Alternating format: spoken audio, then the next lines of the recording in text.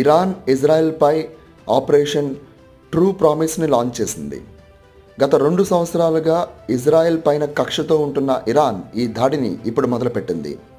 2.5 సంవత్సరాల క్రితం ఖాసిం సొలైమనీ అని ఇరానియన్ రెవల్యూషనరీ గార్డ్ క్రాప్ సంబంధించిన జనరల్ని ఇజ్రాయెలే చంపిందని ఒక అభియోగాన్ని, అలాగే ఇరాన్కి సంబంధించిన మొహసెన్ ఫకీర్జాదా అనే ఒక న్యూక్లియర్ సైంటిస్ట్ని కూడా ఇజ్రాయెలే మట్టుబెట్టిందని మరొక అభియోగాన్ని చూస్తుంది. ఈ అభియోగంతో భాగంగా ఏప్రిల్ 1వ తారీఖున ఇరాన్కి సంబంధించిన కౌన్సిలేట్పై ఇజ్రాయెల్ దాడి చేసిందని, ఇందులో భాగంగా సిరియాలో ఉన్న కౌన్సిలేట్లు ధ్వంసం అవడంతో పాటుగా 7 జనరల్స్ చనిపోయారని చెప్పి ఇరాన్ చెప్తుంది. అయితే ఇజ్రాయెల్ మాత్రం యాక్సిస్ ఆఫ్ రెసిస్టెన్స్ పేరుపైన ఇరాన్ హౌతీస్ని, హెజ్బొల్లాని మరియు హమాస్ని రెచ్చగొడుతుందని చెప్తున్నారు. వీళ్ళిద్దరి మధ్య యుద్ధం తీవ్ర స్థాయికి చేరబోతుంది. దీనిపైన ప్రపంచం, మానవత్వం ప్రమాదంలో పడుతుంది.